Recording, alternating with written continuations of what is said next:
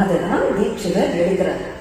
உதாரணத்துக்கு பலவிதமான எதிர்பிராசங்கள், அவர் சம்ஸ்கிருதத்திலேயும் சரி சங்கீதத்திலேயும் சரி டாப் மோஸ்ட் மியூசிக்கல் ஜீனியஸா இருக்கிறதுனால எதிர்பிராசங்கள் கோபுச்ச எதி ஸ்ரோதோவாக எதி இப்படிலாம் பாடுறார்.